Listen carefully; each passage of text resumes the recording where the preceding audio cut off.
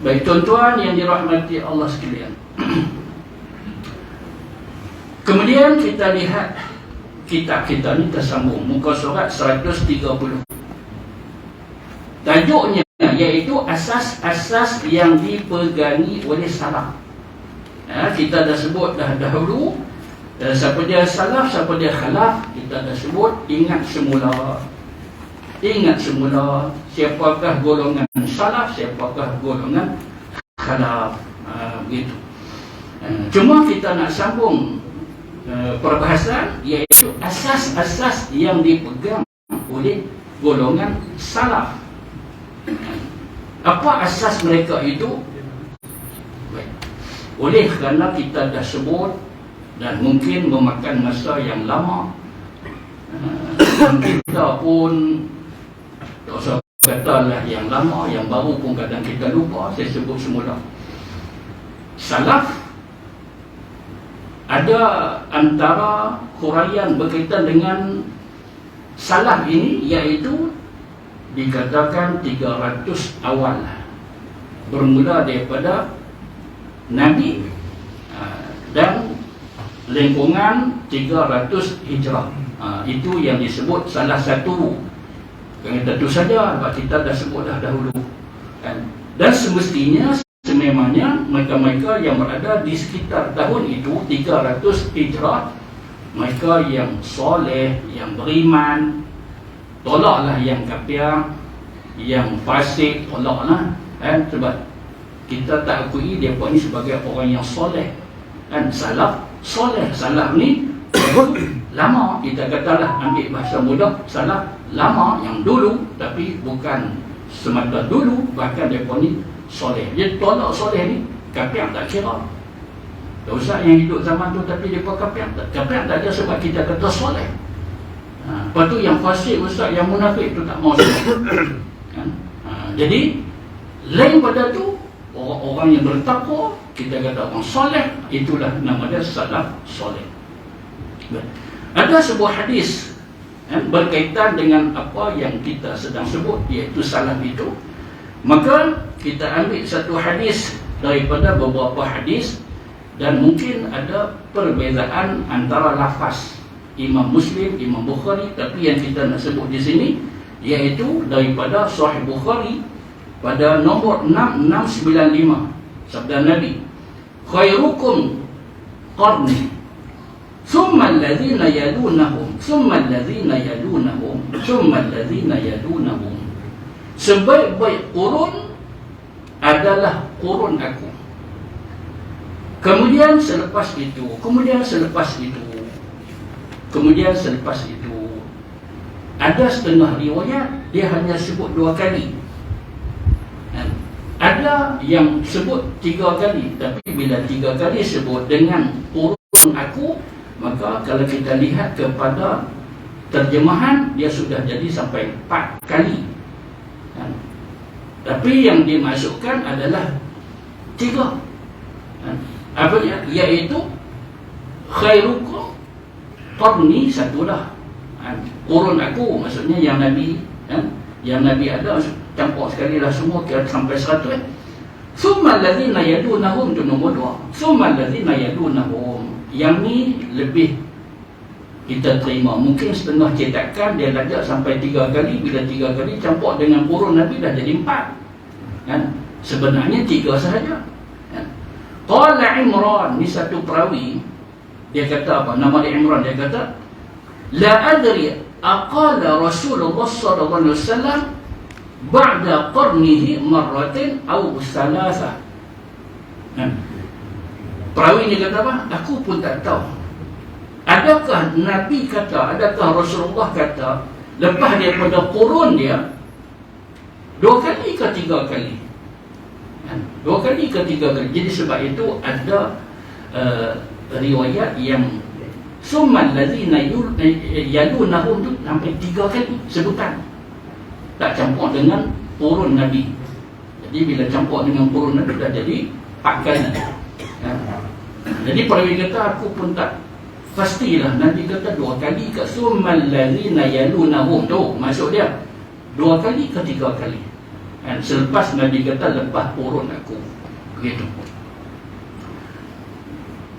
Summa yaji'u qaumun, kemudian Nabi kata akan datang satu kaum lepas pada itu, yaziruna wala yafun, suka bernazar tetapi tak mau nak tunaikan, suka janji tapi tak mau nak tunaikan janji. Ni apa dia? Ini yang Nabi sebut bila berlaku tu. Nabi kata lepas itu. Lepas tu bila? Kalau berlaku kat kita, kita lah, kan? Berlaku kat kita, kita lah. Dan hadis ini ulama letak pada perbahasan tanda-tanda akhir zaman.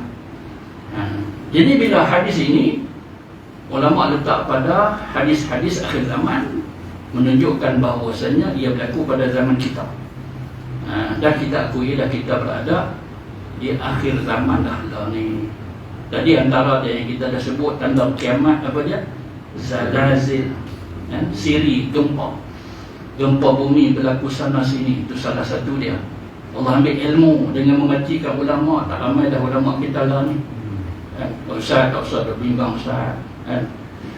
Yang patah akan tumbuh, yang patah akan tumbuh, silih berganti, tapi dia tak sama. Dia tak sama dengan yang ganti, tak sama. Kita tengoklah bila ayah dia Tok Guru meninggal, anak ada anak, tapi adakah anak menguasai ilmu ayah dia? Begitu.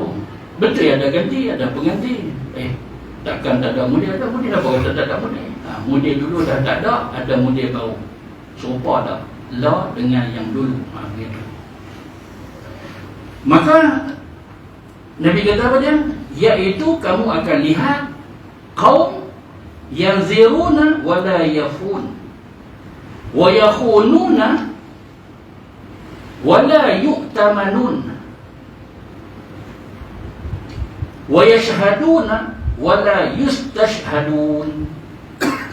Tiga ni yang Nabi sebut. Selepas Nabi kata terbit kurun aku, lepas tu kemudian Nabi kata nanti kamu akan lihat akan lahir di akhir zaman nanti ni, suka bernazar, suka duk berjanji tapi tak mau nak tunai. Oh dia nazar bukan main lagi, oh dia kata begini, tapi adakah hang buat lah ni? Dia kata apa yang ni strategik, tak mau. Jangan duk mampu macam tu. Dulu kita kata kita nak buat apa? Gitu. Siapa tak mau buat? Tapi kalau kita kata sabarlah, sabar apa pun, kan? Dan apa nak suruh kami buat, tapi kami menampak pun tak lepas lagi. Begitu. Dia adalah masa hang pun mau fikir juga, tapi setengah orang ni dia bukan nak mengikir, tapi nak suka komplain. Begitu saja. Dan nak mau, nak jadi sungguh, sabar dulu, ambil masa, kan? Kalau kita tengok apa yang Sayyidina Abu Bakar, Omar, Osman masa muda, kan, pegang tampuk kepimpinan, apa mereka buat? Dan Nabi mereka pegang kepada perkataan Nabi. Nabi kata apa? Nabi kata jangan terburu-buru. Terburu daripada syaitan. Sesungguhnya terburu-buru itu daripada syaitan. Jadi kita nak kena bincang, kita nak kena atau strategi susun apa begitu. Nak kelang kabut untuk apa? Pelan-pelan begitu. Tapi maksud hadis ni tak mau langsung, tak mau. Hari itu kata apa? Tuan-tuan, kalau saya menang, tiap-tiap hari orang kampung ni dapat RM1. Jadi kalau nak RM1, pilihlah saya. Lepas tu tak bagi. Tak bagi. Bila nak bagi? Dia kata bila nak bagi? Apa dia? Apa dia ni? Tiba-tiba ramai duk lorak ni. Nampak? Dia lupa tu kan? Bukan dia lupa. Saja dia lupa.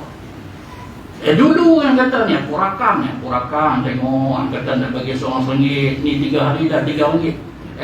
Kalau tiap-tiap hari kita pun kan, tak salah. Kalau sama ada kita nak nazar, kita contoh kita nak nazar, janganlah suatu yang mustahil kita boleh buat. Jangan yang pelik-pelik pula. Apa tadi, kalau maksiat tak boleh ikut lah, tak boleh nazar maksiat tak boleh, wasiat maksiat pun tak boleh. Berkait dengan maksiat memang tak boleh kita buat. Tapi Allah Ta'ala akan dakwa juga di akhirat. Sebab apa? Hang pilih nak sebut maksiat itu pasal apa? Sedangkan yang elok-elok, yang baik itu ada, siapa hang tak sebut. Jadi ada 3 perkara. Yang pertama tadi iaitu orang yang suka bernazar, suka duk berjanji dan seumpama tapi tak mau nak tunai. Itu satu. Adakah tidak ketika ini? Itu memang soalan. Tapi adakah tidak? Memang ada. Kalian Nabi lah yang tahu. Memang ada. Kalau dia kata buatlah, duk buat, bukan tak buat langsung, duk buat, tak apa, sabang dulu. Kita mau sabang dulu. Pasal apa? Pasal dia sedang buat dan dia akan buat. Dia kata mana duk lupa, kita janji mesti tunai gitu. Yang kedua iaitu golongan atau puak-puak yang khianat, sedangkan mereka itu tak mau langsung dengan amanah. Wala yu'tamanun, suka nak khianat sahaja. Nabi kata ada ni puak-puak yang suka nak khianat, pengkhianat sebagainya. Nak amanah ke? Minta maaf. Bukan kami lah, kami jenis suka nak khianat. Gitu. Kalau macam tu terang-terang lah. Terang-terang. Tak lah Ustaz macam tu, tapi dia berselit-selit juga dengan pengkhianatan. Depan elok lah Ustaz. Ustaz tak sangka Ustaz. Depan elok Ustaz. Rakam tikam Ustaz. Betul-betul khianat Ustaz. Gitu. Aduk kat sini lah juga. Mereka nak buat khianat ni bukan khianat sungguh-sungguh sampai tak nampak baik. Kan? Mereka pandai. Mereka pun baik. Ada strategi dia. Jahat pun ada strategi. Begitu. Tidak jelas-jelas orang kata ni tak betul, orang tak mau. Tapi sulam-sulam tu, berpura-pura baik, ada selit-selit dengan pengkhianatan. Ini yang berlaku di akhir zaman. Kemudian wala yashhadun wala yustashhadun. Ni apa dia pula ni? Akan lahir di akhir zaman puak-puak atau kaum yang boleh menjadi saksi tapi tak mau nak jadi saksi. Tak mau. Apa kena mena? Allah Ta'ala dia nak kesejahteraan, kebaikan, kan? Supaya aman, sejahtera, makmur dan seumpamanya. Itu hang tahu tak? Tahu. Amal lah. Bagi jadi saksi, dia tak mau. Pun tak mau terlibat langsung. Yang ni yang berlaku di akhir zaman. Pasal apa? Pasal kejadian itu dia tahu, dia sendiri terlibat. Orang minta mai lah, hang sebagai bukti. Mai sembang-sembang ni dia pun tak apa, tak terima, tak kukuh. Jadi nak bagi kukuh bukti ini, hang kena mai. Sebab hang salah seorang yang terlibat. Kita minta maaf. Aku pun nak jaga periuk nasi aku pun nak jaga diri aku pun nak jaga keluarga aku. Ada macam tu, memang ada. Dan inilah rupa-rupa akhir zaman yang Nabi sebut. Ini hadis sahih ni. Hadis sahih Bukhari ni yang kita sebut tadi, ada siap dengan nombor lagi. Dan perkara ini berlaku. Itu macam mana Ustaz? Macam mana apa? Semua perkara ini, semua kita nak kena buat bagi elok. Buat bagi elok. Jangan sebaliknya. Yang pertama, kalau kita nazar, tunaikan. Kalau kita janji, tunaikan. Jangan mungkin. Lepas tu kalau kita dituntut supaya kita beramanah, amanah. Nak khianat pasal apa? Lagi, jangan kamu menjadi saksi palsu. Ada juga. Setengah orang, dia tak mau langsung jadi saksi. Tapi ada orang dia kata tak apa. Aku sanggup. Tapi ni mesti ada lah. Nampak kan? Ni mesti ada. Tak apa. Yang tu mesti kita bagi punya. Jadi hang tolong mai jadi saksi. Ini pun ada juga di akhir zaman. Janji kita kata apa? Iaitu saksi palsu.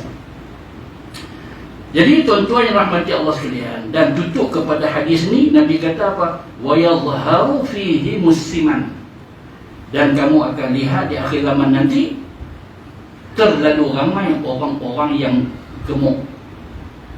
Oh, Nabi kata wa yadhharu fihi musliman. Siman tu gemuk. Dia kata sini kan.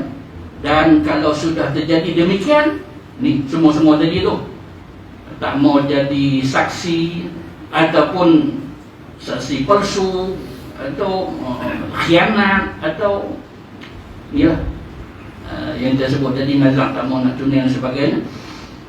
Maka bila jadi begitu, Nabi kata muncullah orang-orang gemuk di antara mereka. Baik, apa maksud orang gemuk? Sebenarnya bukan tubuh, bukan tubuh. Batu kita ni bila baca Quran, hadis, ni semua wahyu, mesti kita kena duduk pada tempat dia. Jangan guna akal fikiran. Jangan guna akal fikiran. Hadis yang masuk umpama inilah, pernah dulu orang tanya saya, Ustaz, betul kata Ustaz ni? Ni dia kata ni akan lahir akhir zaman orang gemuk, Ustaz. Jadi apa maksud dia? Dia hadis ni betul tak? Hadis ni betul. Apa maksud dia? Bila dia tanya maksud tadi, dia mau tanya. Bukan bermaksud tubuh gemuk. Gemuk di sini maksudnya apa dia? Maksud depa ini kait dengan hadis-hadis yang lain. Dia tak kira asal masuk, asal masuk saja duit, tak kira punca halal ke haram ke, tu tolak tepi. Tapi duit ni tak elok ni, duit ni dia tak elok, itu tak sah duk sembang ngaku, tak sembang ngaku, aku kira buat mudah dia. Janji dimasuk, dia tak kira halal, tak kira haram. Jadi itu maksud dia orang gemuk. Itu maksud dia, walaupun badan dia kurus. Jadi hadis ni bukan menghina orang gemuk. Ada begitu. Sebab apa? Sebab kalangan sahabat pun ada orang gemuk. Tok guru Imam Syafi'i sendiri pun gemuk.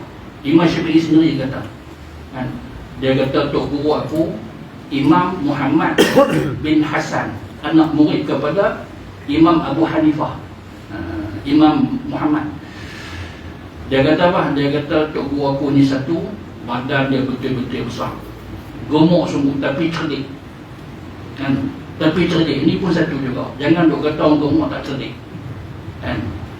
Begitu. Sebab apa? Terjadi dalam sejarah ada orang gemuk yang cerdik. Kalau Ustaz saya duk jumpa semua yang tak cerdik, itu hang jumpa, itu nasib hang lah. Tapi sebenarnya ada orang gemuk yang cerdik. Antara ni lah tok guru kepada Imam Syafi'i radhiyallahu anhu. Jadi maksud hadis ni bukan gemuk tubuh, tetapi gemuk di sudut maksud. Mereka ni duit banyak, mereka boleh makan sedap, kat rumah boleh, dekat hotel boleh, dekat apa, nampak saja tanya berhenti.